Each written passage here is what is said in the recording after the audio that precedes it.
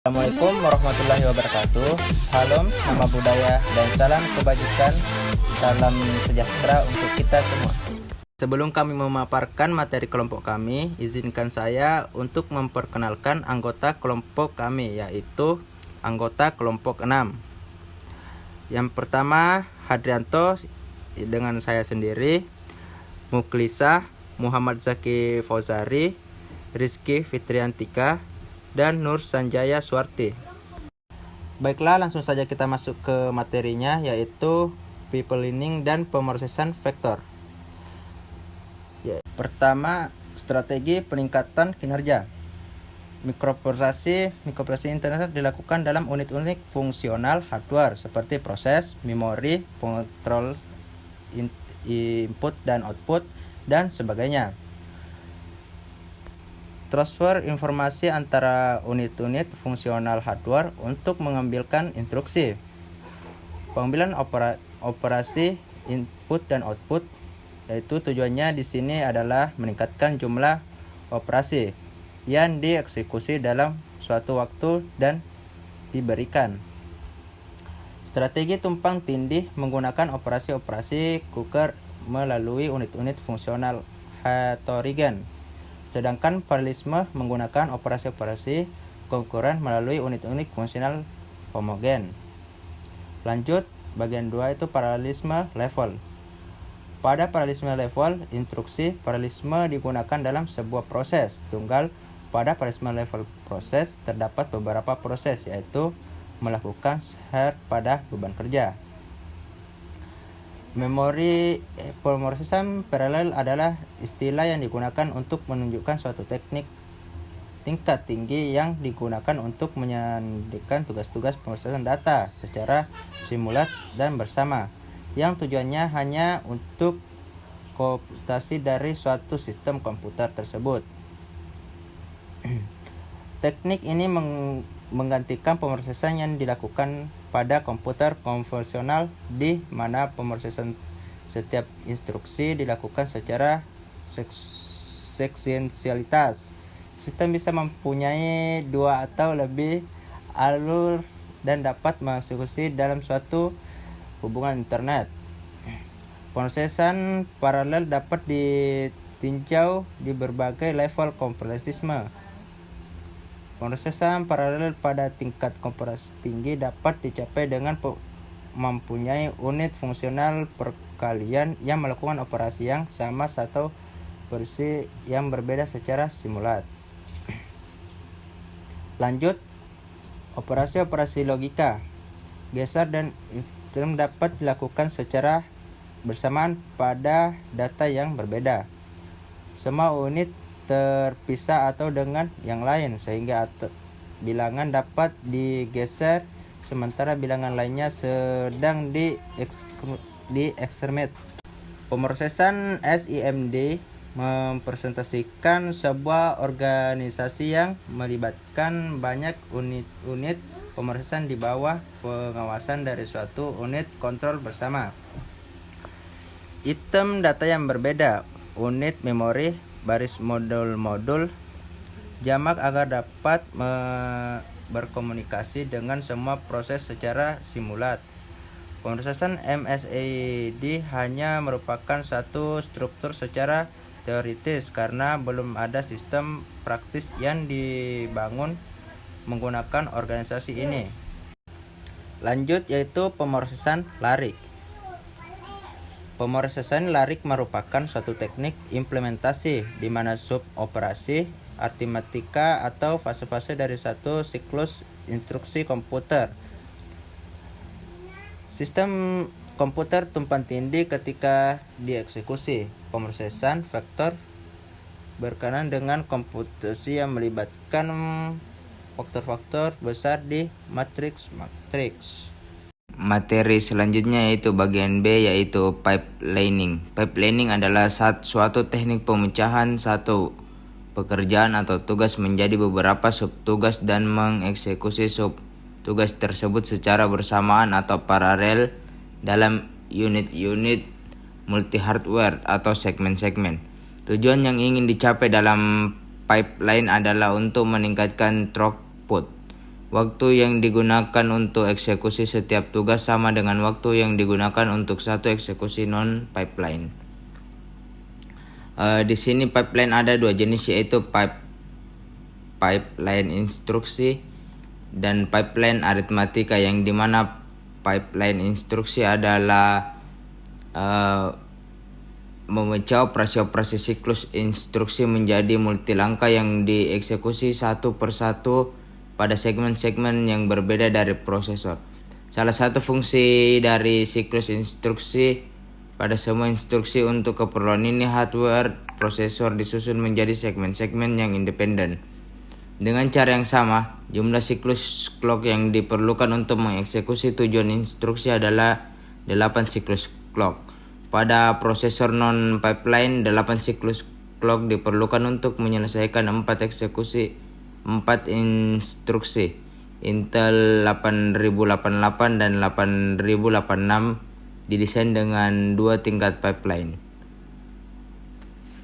Yang kedua ada pipeline aritmatika, yaitu membagi suatu operasi aritmatika seperti perkalian menjadi langkah-langkah multi aritmatika yang masing-masing dieksekusi satu persatu pada segmen-segmen aritmatika di dalam ALU.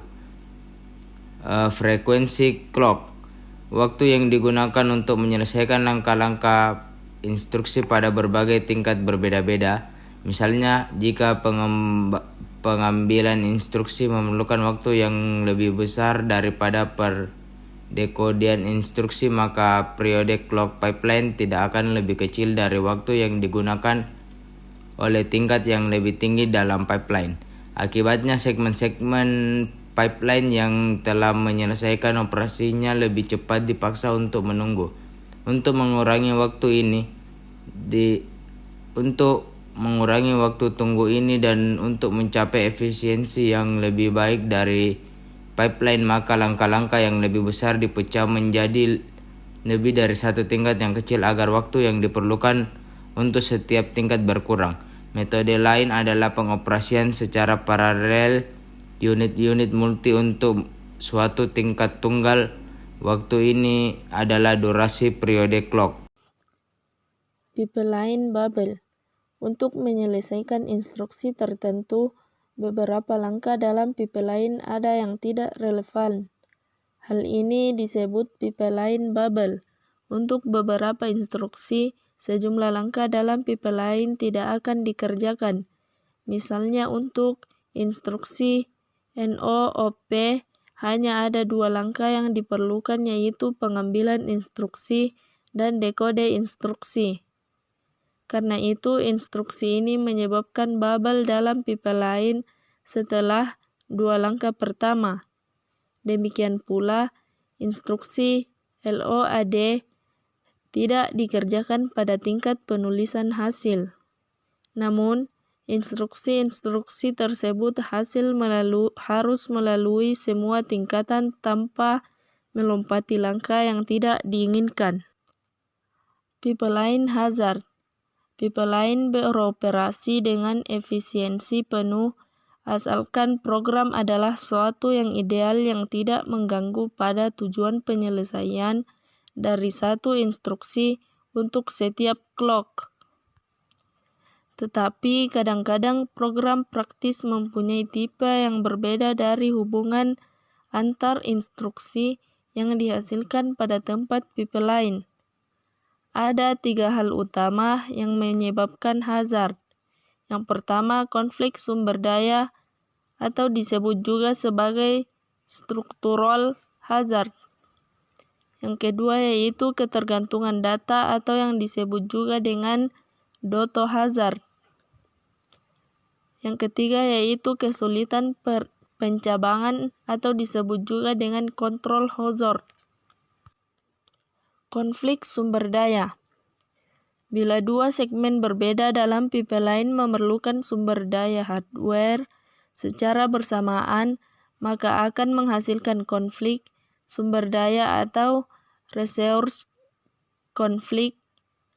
Berikut beberapa contoh khas, yaitu yang pertama, anggap pada tingkat akhir atau TH atau tulisan hasil Suatu instruksi memerlukan akses memori untuk penyimpanan hasil dan pada waktu yang sama VO atau pengambilan operan juga memerlukan akses memori untuk pengambilan operal untuk instruksi berikutnya.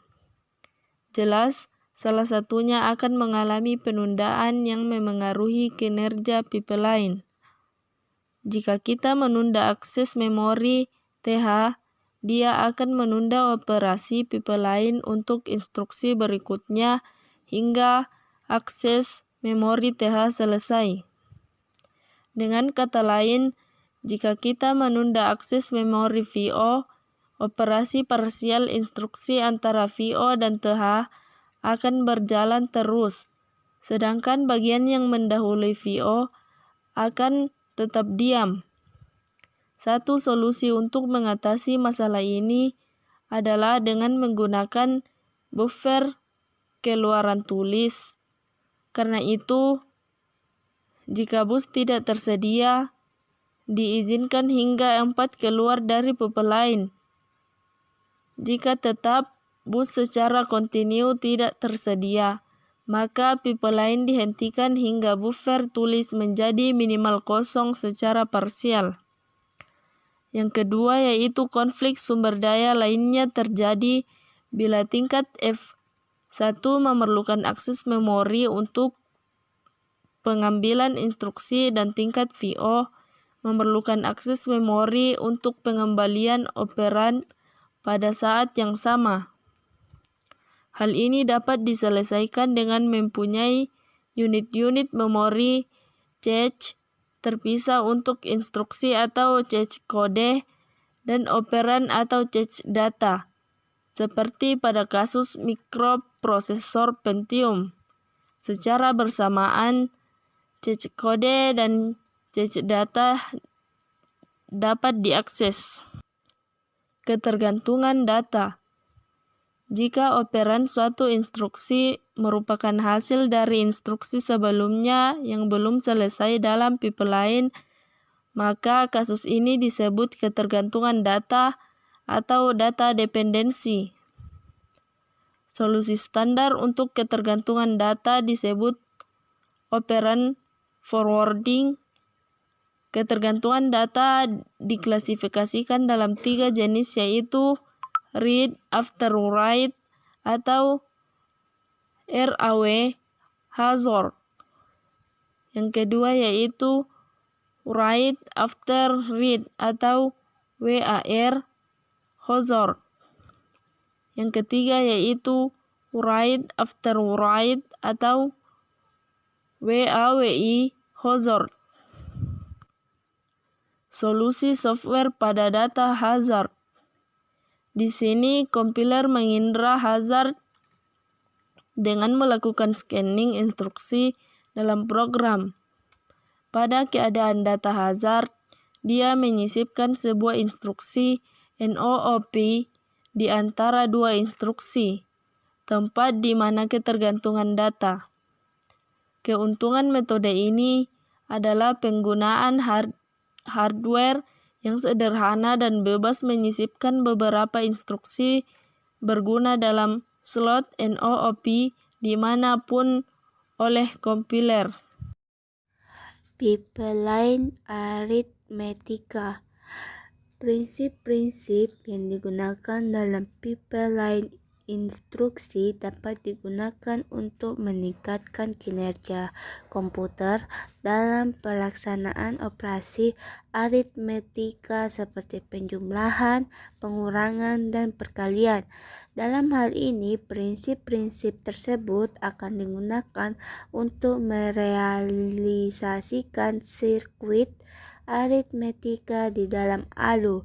Pada bagian ini, kita akan membahas penggunaan pipeline aritmetika dalam meningkatkan kecepatan aritmetika.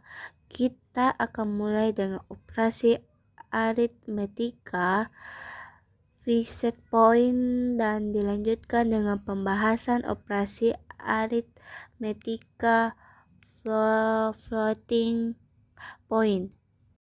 Pipeline aritmetika titik tetap.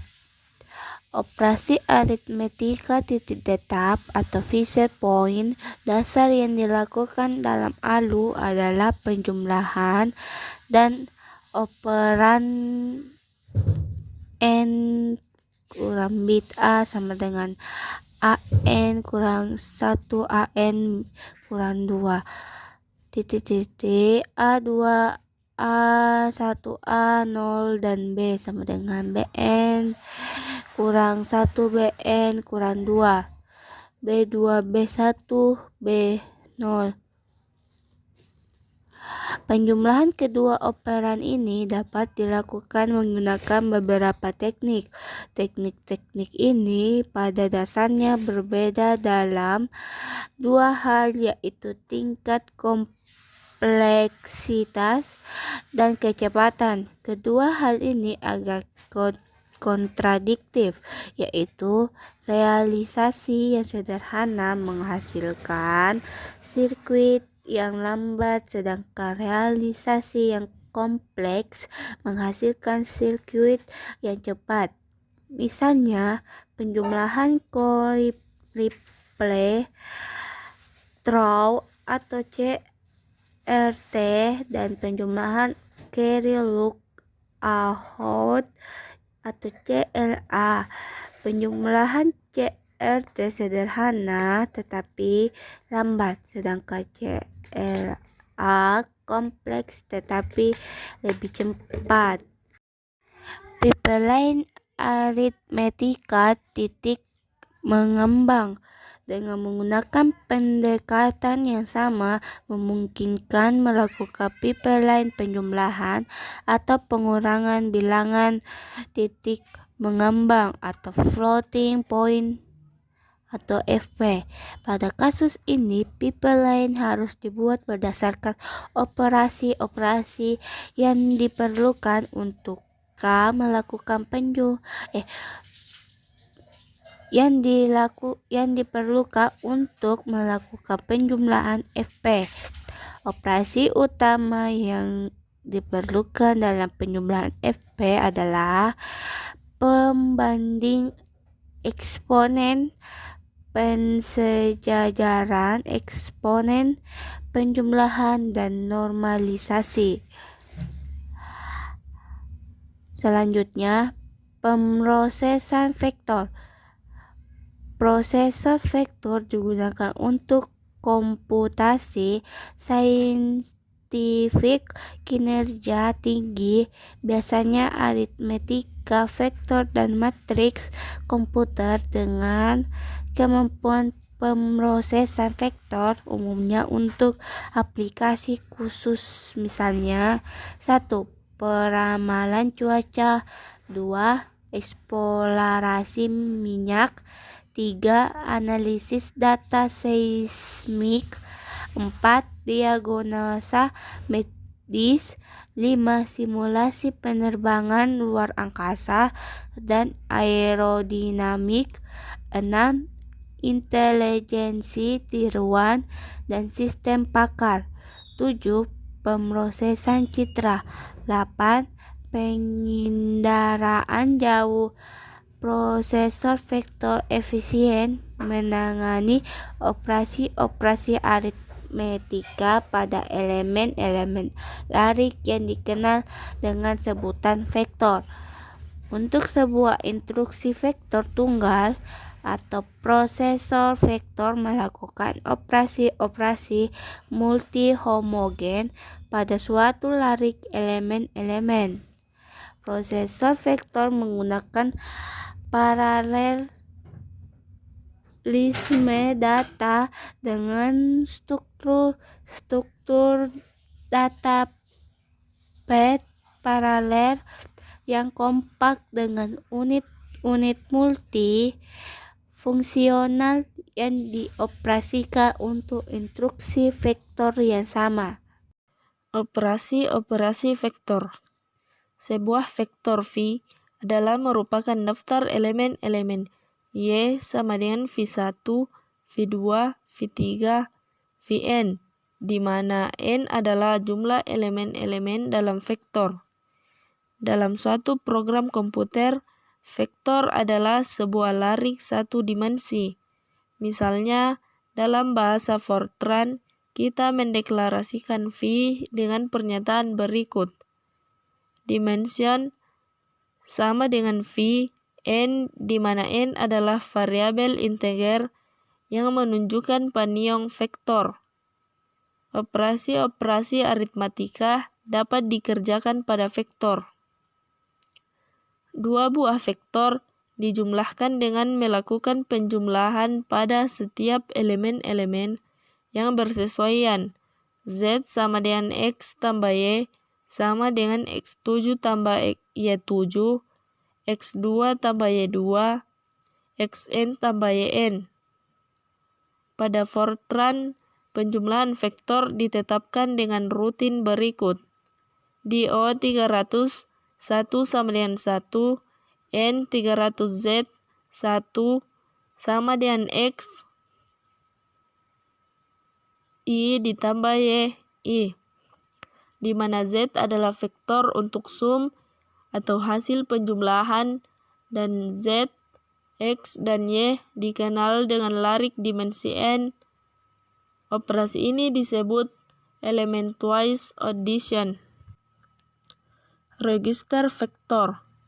Umumnya, prosesor vektor mempunyai register-register vektor. Dibandingkan dengan register fungsi umum atau register untuk floating point yang menyimpan nilai tunggal, register-register vektor menyimpan elemen-elemen vektor secara simultan. Isi suatu register vektor ditransfer ke pipe lain vektor satu elemen setiap saat. Register skalar. Sebuah register skalar seperti halnya register fungsi umum atau register bilangan floating point berfungsi untuk menyimpan sebuah nilai tunggal, tetapi dia dikonfigurasikan untuk digunakan oleh suatu pipe lain vektor. Memori vektor prosesor. Memori vektor prosesor tidak mempunyai register-register vektor. Dia mengambil feed vektor-vektor secara langsung dari memori untuk mengisi pipe lain dan menyimpan hasil-hasil secara langsung ke memori. Waktu store up untuk pipe lain vektor lebih lama sebab dia menghasilkan waktu untuk memulai sebuah operasi vektor karena waktu akses memori meningkat. Namun, jika vektor-vektornya panjang, perbedaan efisiensi tidak signifikan. Pada sisi lain, memori vektor prosesor menarik jika vektor-vektor sangat panjang. Berikutnya ada prosesor larik. Prosesor larik atau array prosesor melakukan komputasi secara simultan pada elemen-elemen dari suatu faktor larik atau suatu label data dalam multidimensi. Prosesor larik mengeksekusi suatu rentetan aksi yang dibutuhkan untuk suatu operasi pada keseluruhan larik. Unit-unit multi dalam prosesor larik melakukan operasi yang sama pada data yang berbeda. Penggunaan yang umum dari prosesor larik termasuk analisis dinamika fluida dan rotasi objek 3 dimensi, pemrosesan data cuaca serta data retrieval, di mana elemen-elemen dari suatu basis data di-scan secara simultan termasuk pemrosesan sinyal dan aplikasi-aplikasi dengan persamaan diferensial, manipulasi matriks atau aljabar linear.